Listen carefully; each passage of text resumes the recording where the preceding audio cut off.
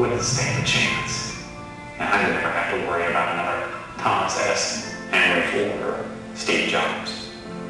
I would ridicule as flat earthers those who urge them to lower energy costs by increasing supply. And when the evangelists of common sense try to remind people about the laws of supply and demand, I enlist the sympathetic media to drown them out.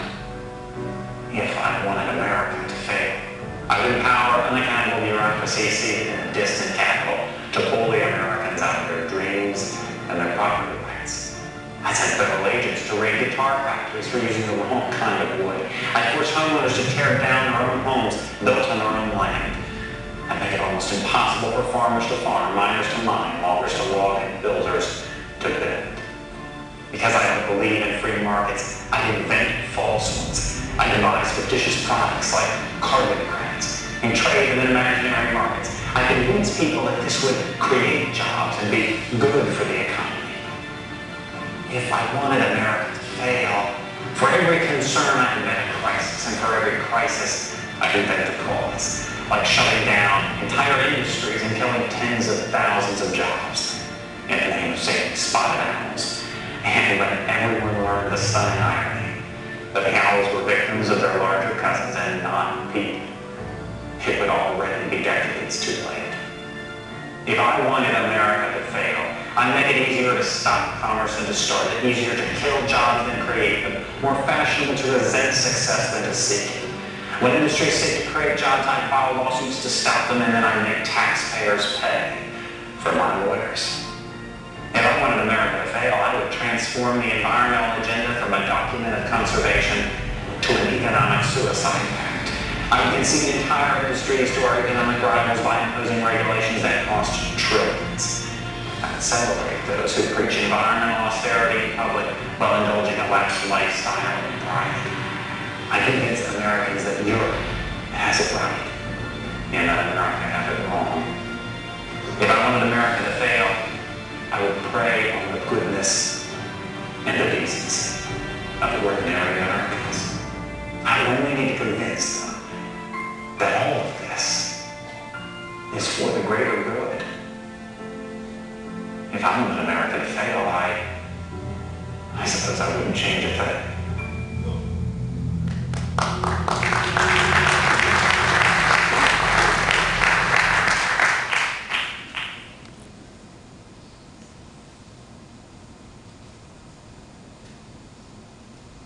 Well, my friends, what do you think of that? That's what the left has done to the environmental movement. Abandoned legitimate objectives and used it as a vehicle for shoving big government down our throats and into every aspect of our life. These are difficult times, but there is a way out. And if you want a hint, look in the mirror. My friends, you have already answered the call by being here. But there's a lot more we can do.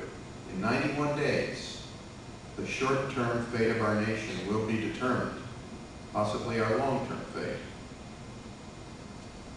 We face the clearest political choice right now that we have faced in a long, long time.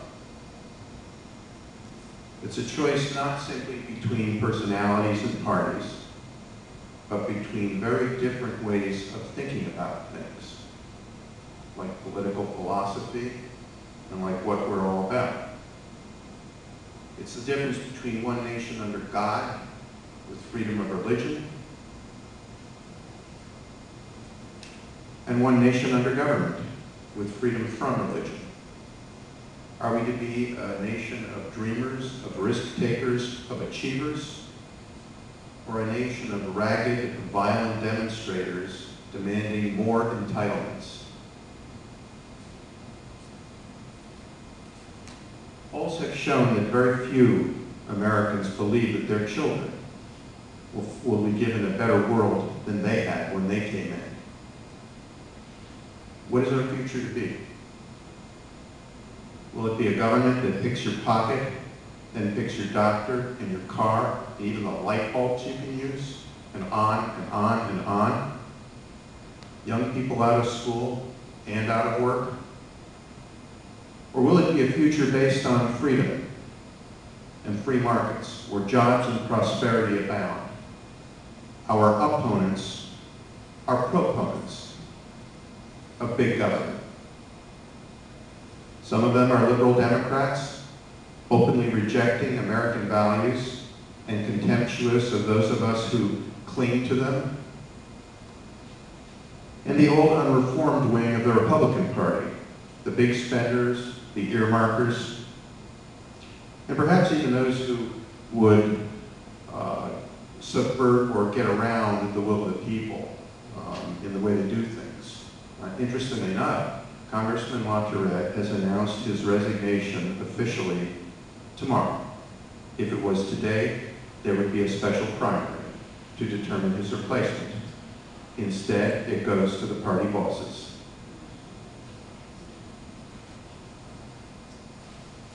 There's an article in Human Events as to what happened. Why would he leave? He's coasting through to an easy victory. And their conclusion was that it was basically to cash in on his influence as a party insider and a lobbyist.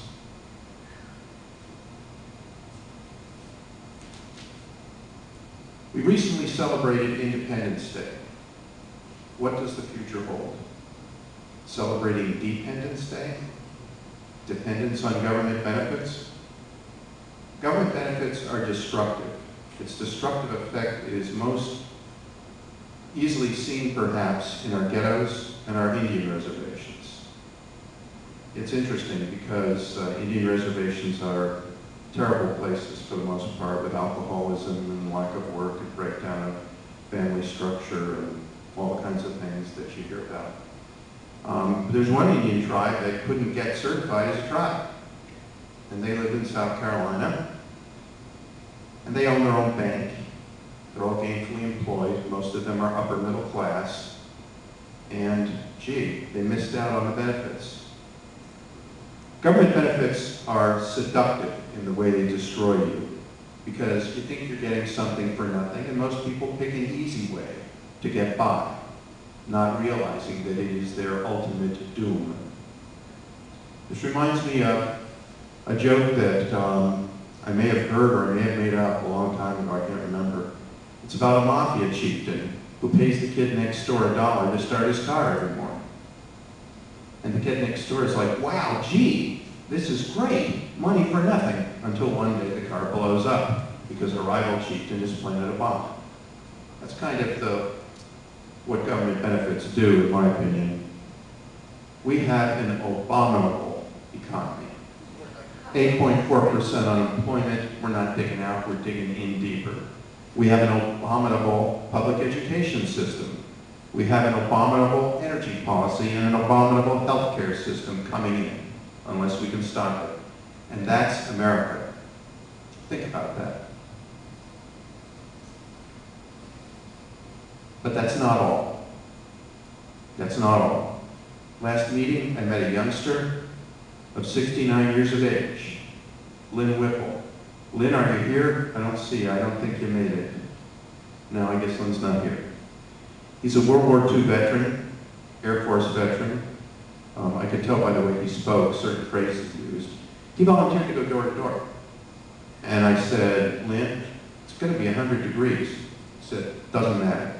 I said, well, Lynn, there are thunderstorms on the way. Are you sure you want to go out this weekend? He said, doesn't matter. That, my friends, is also America. You can be a part of that America.